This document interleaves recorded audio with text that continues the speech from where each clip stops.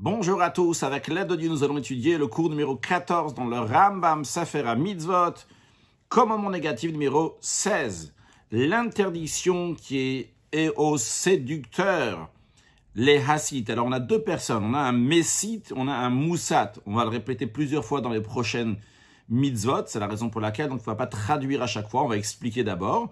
Nous avons un messite, c'est quelqu'un qui séduit, il essaye de séduire un autre juif à faire l'idolâtrie. Donc lui, il est appelé messite, donc le séducteur. Puis, nous avons le moussat, c'est la personne qui a subi le séducteur. Le séducteur a essayé d'induire en erreur le moussat, ou bien la personne séduite. Donc, on ne va pas traduire à chaque fois. Donc, le messite, c'est le séducteur, et le moussat, c'est la personne qui a été séduite, ou on a essayé de le séduire à faire l'idolâtrie. Alors, il est interdit justement de séduire, d'inciter un autre juif de faire l'idolâtrie, ce qu'on appelle donc le messite, comme c'est expliqué dans la mitzvah 15. Voici l'interdiction que Dieu dit dans la Torah au messite, il dit ils ne vont plus faire cette mauvaise chose en ton sein au sein du peuple juif. Celui qui transgresse là, c'est-à-dire qu'il a incité un autre juif à faire l'idolâtrie, eh bien, c'est qu'il a essayé de l'inciter, eh bien, il est coupable de lapidation. Comme la Torah dit, Ki harog tahargenu, tu le tueras. La personne qui a reçu le séducteur, donc le messite, c'est à lui que convient, c'est à lui que devrait tuer le messite. Comme c'est dit dans le verset avant cela, Yatra tiebo barishona lamito, que ta main, la main à toi, donc de la personne qui a été moussat, elle sera en première pour tuer le messite. Voici le langage du Sifri. C'est une mitzvah au moussat de tuer le messite. Et ces lois de ce commandement ont déjà été expliquées dans le 7e chapitre du traité Sanhedrin. Commandement négatif numéro 17. L'interdiction au moussat d'aimer le messite. Et il ne doit pas céder à ses paroles. C'est ce que Dieu dit, lo tovelo, tu ne lui céderas pas. Le mot de tové vient aussi du langage de ha'aval, il y a la même racine ici. Voici le langage du Sifri, vu qu'il est dit ve'ahavta l'ereacha kamocha, tu aimeras ton prochain comme toi-même, on aurait pu penser que celui-là aussi, donc le messite, tu dois l'aimer. C'est pour ça que le verset dit lo tovelo, tu ne vas pas l'aimer dans le sens que tu ne vas pas céder à lui. Commandement négatif numéro 18. L'interdiction au moussat de prendre à la légère, de faiblir dans sa haine, dans sa vengeance, à sa rancune au messite. Mais il doit aller jusqu'au bout dans sa rancune envers lui. Et s'il ne va pas dans sa rancune envers lui comme il se doit, eh bien il transgresse un commandement négatif. C'est ce que Dieu dit, velo tishma elav, tu ne l'écouteras point. Pourquoi il y a besoin de souligner ça? Justement, le Sifri nous dit, vu qu'il est dit à propos d'un juif que tu n'aimes pas, que azov ta'azovim, tu dois l'assister, tu dois l'aider, alors on aurait pu penser que lui aussi, il faut l'aider, le messite aussi, il faut l'aider, l'assister. Justement, on dit, velo tishma elav, tu ne l'écouteras point. Commandement négatif numéro 19. L'interdiction au moussat de sauver le messite, s'il le voit dans une situation périleuse, c'est ce que Dieu dit, velo tachos encha alav, ton œil ne le prendra pas en pitié. L'explication du Sifri sur ce verset, vu que la Torah dit en général sur un juif ordinaire que l'otamod al damrecha, tu vas pas te tenir à l'écart face au sang de ton prochain, alors on aurait pu penser que tu vas pas te tenir à l'écart du sang aussi de ce messie, de ce séducteur. C'est la raison pour laquelle que la Torah dit à propos du séducteur, ton œil ne le prendra pas en pitié. Commandement négatif numéro 20, l'interdiction au moussat de plaider en faveur du messite. Même s'il a quelque chose de dire en sa faveur, il n'a pas le droit de le mentionner et de plaider en sa faveur. C'est ce que Dieu dit, velo tachmol. Tu vas pas éprouver de compassion. L'explication dans le Sifri, c'est velo tachmol, c'est-à-dire le telamed alavsru, tu vas pas plaider en sa faveur. Commandement négatif numéro 21. il est interdit au moussat de se retenir de dire quelque chose qui va rendre coupable le messite. S'il est au courant de quelque chose qui va rendre coupable le messite, il n'a pas le droit de se retenir de le dire. Cette chose, on parle bien d'une chose donc qui va amener à la punition donc pour le messite. C'est ce que Dieu dit, velotechase alav. Tu ne vas pas dissimuler sur lui, c'est-à-dire tu ne vas pas dissimuler son crime. L'explication dans le Sifri, quand on dit lotechase, ça veut dire si tu sais quelque chose qui va le rendre coupable, tu n'as pas le droit de te taire. Commandement négatif numéro 26. Il est interdit de prophétiser au nom de l'idolâtrie. C'est-à-dire qu'il va dire que Dieu a ordonné, ce que c'est prophétiser au nom de l'idolâtrie, c'est que la personne, elle va dire, Dieu, il a dit qu'il faut servir telle et telle idole. Ou bien, ce qui rentre aussi dans cette interdiction-là, c'est que la personne, elle prophétise au nom de l'idolâtrie elle-même, en disant que l'idolâtrie lui a dit que la servir, c'est telle et telle manière, et que si on va la servir, donc on va avoir telle et telle récompense, si on va pas la servir, on va avoir telle et telle punition. Comme s'imagine donc les prophètes du Baal c'est une idole, ou les prophètes de la Ashéra, qui est aussi une idole. Alors le Rambam nous dit en ce qui concerne donc, cette interdiction-là, il n'y a pas écrit clairement dans la Torah cette interdiction-là, c'est-à-dire il n'y a pas l'avertissement pour celui qui prophétise au nom de l'idolâtrie. Mais vu que la Torah a dit la punition qu'il y a pour celui qui prophétise au nom de l'idole, donc il dit que celui qui prophétise au nom de l'idole, il est coupable de mort. D'où on apprend ça, parce qu'il y a écrit que celui qui va parler au nom d'un autre Dieu, donc au nom de l'idole, il sera mis à mort ce prophète entre guillemets. Eh bien, et cette manière donc d'être mis à mort, c'est par strangulation, vu qu'on a une règle, quand la Torah elle dit mort tout court sans préciser plus, c'est la strangulation. Le Rambam nous dit, tu sais déjà dans ce qu'on a expliqué, dans la règle numéro 14, le Rambam a dit 14 règles avant de commencer le livre. Donc dans la 14e règle, le Rambam il dit que j'ai dit une base là-bas, que si la Torah donne une punition, c'est obligé qu'il y ait l'avertissement. Alors a priori, comment ça marche à ce qu'on a dit avant? Avant on a dit que la Torah a dit la punition, mais n'a pas dit l'avertissement. Alors le Rambam dit oui, il y a un avertissement. Cet avertissement n'est pas explicite, mais vu qu'il y a la punition, donc on comprend que cet avertissement, c'est bien ce verset, j'explique. C'est-à-dire le Rambam dit, on apprend ça du verset Veshem Elokim Acherim Lo Taskiru, que le nom d'un autre Dieu, vous n'allez pas mentionner. Donc le Rambam dit, quand dit que le nom d'un autre Dieu, vous n'allez pas mentionner, vrai que ce verset-là veut dire plusieurs choses, mais le Rambam dit, quand il y a un verset qui nous apprend plusieurs commandements, c'est pas obligé que ça s'appelle un lav chez Bichlalo, donc une seule interdiction qui englobe, qui inclut plusieurs choses. C'est-à-dire, ce que le Rambam veut dire ici, c'est ce qu'il a expliqué dans les règles. Quand des fois il y a un seul verset qui dit plusieurs choses, alors on va dire que c'est une interdiction qui englobe plusieurs choses. Mais ici, le Rambam nous dit, vu que, imaginons qu'on a un verset, et après on a 5 punitions. Alors ce verset-là peut oui être utilisé pour 5 interdictions différentes. C'est le cas aussi ici, le Rambam nous dit, le fait que la Torah a dit, tu ne vas pas mentionner le nom d'un autre Dieu, et après on retrouve que celui qui prophétise au nom d'un autre Dieu, il est coupable de mort, c'est-à-dire que ce verset-là, bien qu'on apprend d'autres choses aussi de ce verset-là, mais nous apprend aussi cette chose-là, qu'on n'a pas le droit de prophétiser au nom d'un autre Dieu. Le Rambam dit, les lois de ce commandement ont déjà été expliquées dans le 11e chapitre du traité Sanhedrin. Commandement négatif numéro 28. Il est interdit d'écouter la prophétie de quelqu'un qui prophétise au nom de l'idolâtrie. C'est-à-dire, on ne va pas commencer à discuter avec lui et lui demander, et lui dire, dis-moi, quel signe tu as pour dire que c'est vrai? Quelle est ta preuve sur cela? On ne va pas se comporter comme cela, comme on le fait, comme un prophète qui vient au nom de Dieu et qu'on lui demande quelle est la preuve de ce que tu dis. Mais dès qu'on va entendre cette personne qui prophétise au nom de l'idolâtrie, tout de suite on va l'invertir sur cette interdiction, comme on a le devoir de le faire sur n'importe quelle faute. Et si lui il va continuer à argumenter donc qu'il prophétise au nom de cette idole-là, on va le punir comme les lois de la Torah l'indiquent. Et on ne va pas prêter attention à ces signes ou à ces preuves qu'il va ramener. Sur ça, la Torah avertit en disant « L'otishma el divrei anaviyahu » tu n'écouteras pas les paroles de ce prophète. Les lois de ce commandement ont déjà été expliquées dans le 11e chapitre du traité Sanhedrin. Commandement négatif numéro 27. Il est interdit donc de faire une fausse prophétie. Qu'est-ce que ça veut dire une fausse prophétie? C'est quelqu'un qui prophétise au nom de Dieu. Seulement quoi?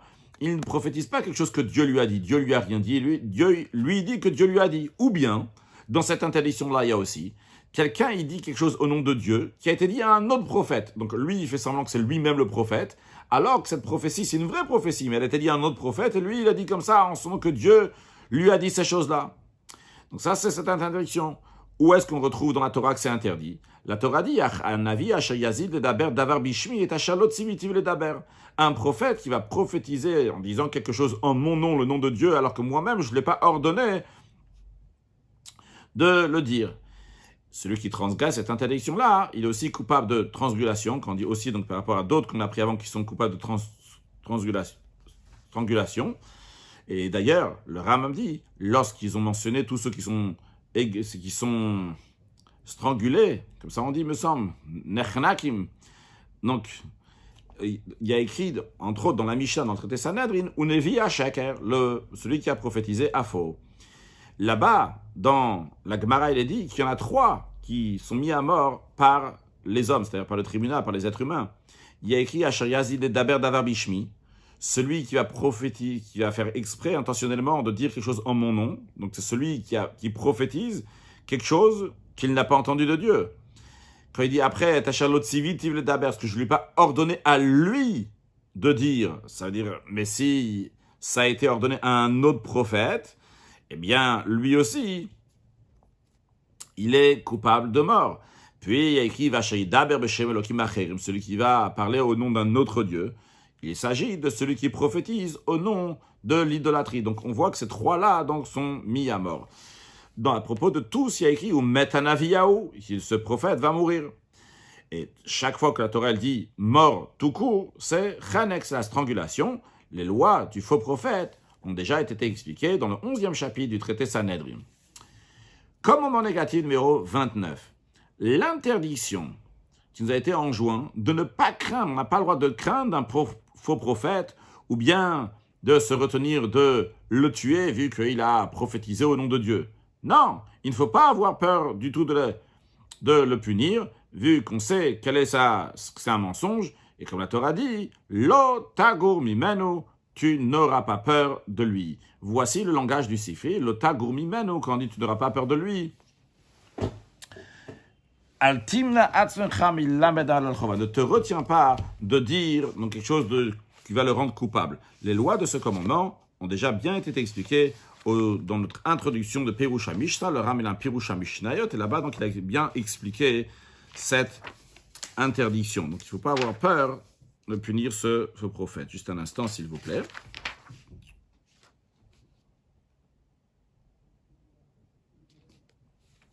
C'est ça, j'ai traduit, on ne va pas avoir peur de le punir. Ce n'est pas juste, ce n'est pas qu'on va avoir peur de le punir, mais c'est qu'on ne va pas avoir peur de faire une faute en le tuant. Commandement négatif numéro 14. L'interdiction de jurer au nom de l'idolâtrie, même si on a affaire avec un idolâtre. De même, il est interdit de faire jurer un idolâtre au nom de son idolâtrie. Comme nos sages nous l'expliquent, en disant, tu ne vas pas faire jurer un goy, un non-juif, avec ce qu'il craint. D'où on apprend ça, du verset que Dieu a dit, Veshem Elokim Acherim, Lotaskiru, le nom d'un autre Dieu, vous n'allez pas mentionner. C'est-à-dire que tu ne vas pas faire jurer un autre, ça inclut aussi que tu ne vas pas faire jurer un non-juif avec son idole. De même, ils ont dit, nos sages, que quand on dit Lotaskiru, vous n'allez pas mentionner, c'est-à-dire que le juif n'a pas le droit de faire un vœu au nom de l'idolâtrie. Dans la Gemara, Sanhedrin, il est dit, quand il écrit Lotaskiru, vous n'allez pas mentionner, c'est-à-dire qu'il n'a pas le droit de dire à son ami, attends-moi à côté de telle idole. Celui qui transgresse sur cette interdiction-là, c'est-à-dire quelqu'un qui a prêté un serment solennel dans une des choses idolâtres qui croient, donc les personnes égarées, ils croient que c'est quelque chose d'une divinité, eh bien, il est coupable de 39 coups de bastonnade, de malkout.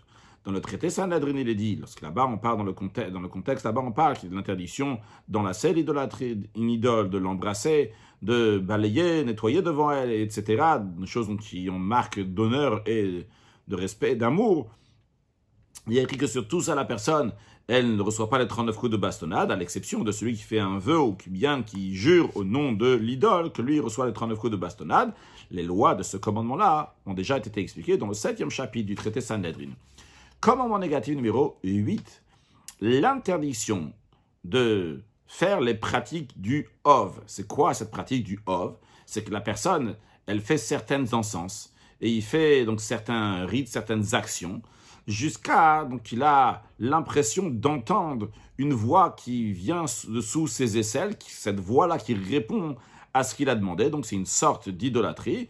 L'interdiction, c'est ce que Dieu dit, Altifnu el haovot, ne vous tournez pas vers les ovot, donc ov au singulier, ovot au pluriel. Voici le langage du Sifra. C'est quoi ov? C'est un pitom, donc c'est un sorcier qui parle dessous ses aisselles. Le Rambam nous dit, ceux qui transgressent sur cette interdiction-là intentionnellement, il est lapidé. S'il n'a pas été lapidé, il sera retranché, donc c'est que Dieu s'occupera de lui.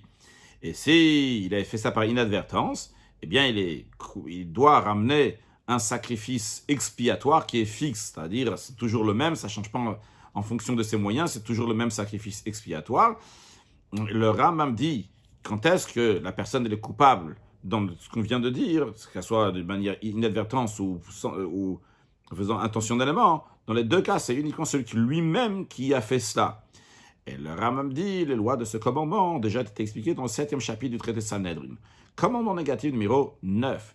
L'interdiction de faire les pratiques du yidoni. C'est quoi cette pratique de yidoni? Ça aussi, ça fait partie de l'idolâtrie. Qu'est-ce qu'il fait cette personne? Il prend l'os d'un oiseau qui s'appelle yidoa, d'où l'expression yidoni. Donc là, l'oiseau s'appelle yidoa, et il va le mettre dans sa bouche, et il va faire des encens, et aussi donc il va invoquer, donc il va dire certaines choses, et il va faire certains rites, certaines actions, jusqu'à qu'il va se trouver dans une situation qu'il est évanoui, tombe en transe, et il va commencer à parler des choses qui vont arriver. Nos sages disent dans la Gemara que Yidoni, c'est quoi? Celui qui met un os de Yidoa dans sa bouche, et l'os commence à parler.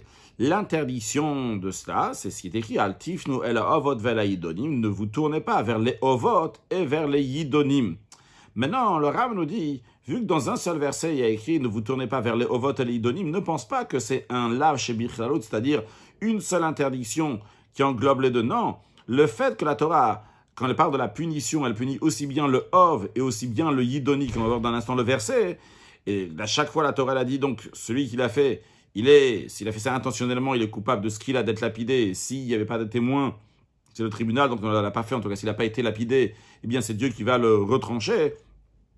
Et la Torah donne la punition pour chacun d'eux en disant Veish o isha ki vaem ov o yidoni mot yumatu. Un homme ou une femme qui vont pratiquer le ov ou le yidoni seront mis à mort. Donc, c'est la punition. D'ailleurs, comme le Sifra nous dit, vu qu'il est dit ce verset-là Veish o isha ki vaem ov o yidoni, on apprend donc la punition, qui seront mis à mort. Mais où est l'interdiction? Il faut toujours un avertissement avant de punir. Justement, le verset dit Altifnu la ovot vel yidonim, ne vous tournez pas vers les ovot et les idonim. Donc ça, c'est l'interdiction. Et vu que dans la punition, on a séparé les deux, l'un et l'autre, le ov et les idonim, les deux, ils ont cette punition. Donc ça veut dire que chacun d'eux, donc c'est individuellement. Le Rambam nous dit qu'on est individuellement, donc il est coupable aussi bien sur le ov, aussi bien sur le yidoni. Le Rambam nous dit que celui qui transgresse sur cette interdiction-là, donc par inadvertance, il doit amener un sacrifice expiatoire, donc qui est fixe. Les lois de ce commandement ont déjà été expliquées dans le 7e chapitre du traité Sanhedrin. Commandement négatif numéro 7, il est interdit de donner une partie de notre descendance, de nos enfants, à Moler. Moler, c'est une idolâtrie qui était connue à l'époque donc, du don de la Torah. Et le Rambam dit, on apprend ça, ce que Dieu a dit, une partie de ta descendance, tu ne donneras pas pour faire passer au Moler. Le Rambam dit, cette Avodazara-là, elle était donc, comme c'est expliqué dans le traité Sanhedrin, que la personne, donc, elle allume du feu, il rajoute, il enflamme le feu, il prend une partie de ses enfants et il les donne donc aux préposés à l'idole, à ceux qui travaillent là-bas, donc pour l'idole. Et après, donc, le père, il fait passer donc sur le feu d'un côté à l'autre. Cette interdiction-là a déjà été répétée dans la Torah, vu qu'il était dit, on ne trouvera pas chez toi quelqu'un qui fait passer son fils ou sa fille dans le feu. Quelqu'un qui a transgressé cette interdiction-là intentionnellement, il est coupable de lapidation. Et s'il n'a pas été lapidé, donc de karet de retranchement. S'il a fait ça par inadvertance, il doit amener un sacrifice expiatoire qui est fixe. Les lois de ce commandement ont déjà été expliquées dans le 7e chapitre du traité Sanhedrin. Un sujet de chassidut. Le rabbi explique à propos de Avodazara, c'est dans une sikha de Vayigash, Tavshinun Bet. Il parle là-bas, le rabbi, la différence entre Mordechai et Haman, que la volonté de Mordechai, c'est le yikrav, le ishtach avec, il ne faut pas se prosterner à quoi que ce soit, parce que Mordechai, donc c'est Mordechai à Yehudi. Pourquoi il l'appelait Yehudi, le langage de Hoda'a? Parce qu'il nie l'idolâtrie. Et tout celui qui nie l'idolâtrie, il est appelé Yehudi. Parce que le judaïsme, le Yahadout s'exprime par le fait que le yikrav, le ishtach n'avait pas se prosterner, il nie l'idolâtrie. Et le rabbi dit qu'on dit l'idolâtrie, ce n'est pas seulement l'idolâtrie dans le sens littéral du terme, mais tout ce qui n'est pas lié avec la vatem et Hashem et le kachem, c'est pas lié avec servir Hashem, même si ce n'est pas le contraire de ce que le Shulchan Aruch dit, mais c'est avoda zara. Ça veut dire avoda zara, avoda qui est zara, un travail qui est étranger aux juifs. Vu que tout le sujet du juif, c'est faire la volonté d'Hachem. Comme il est dit à Nilonivet, elle a le Shamachet Koni. J'ai été créé uniquement pour servir mon Créateur. Et vu que j'ai été créé, donc c'est à chaque instant qu'il est dans ce monde-là, il est pour servir Hachem. Donc chaque détail de son travail doit être le Shamachet Koni pour servir Hachem. Kol Maasecha Leshem Shamayim, B'chol Drachecha Daeu, Kol, tout ce qu'il fait. On laisse rien sur le côté. Dans chaque chose qu'il fait, on va voir que c'est Leshem Shamayim. Alors on comprend que s'il y a quelque chose d'autre qui n'est pas fait pour servir Hachem, c'est Avoda Shezar, alors c'est un travail qui est étranger. C'est le contraire de la raison pour laquelle elle a été créée. Ça, c'est la volonté de Mordechai, la volonté de chaque juif. Il veut faire le yichav, le ishtach, avec qui ne se prosterne pas à quoi que ce soit qui est lié avec l'idolâtrie. Il fait uniquement la volonté d'Akadosh Baruch Hu, jusqu'à que très prochainement on mérite à la venue de Mashiach, dans laquelle on va voir comment Israël, Vekut Shabrichu Kolachat, comment le juif et Akadosh Baruch Hu sont entièrement unis. Excellente journée.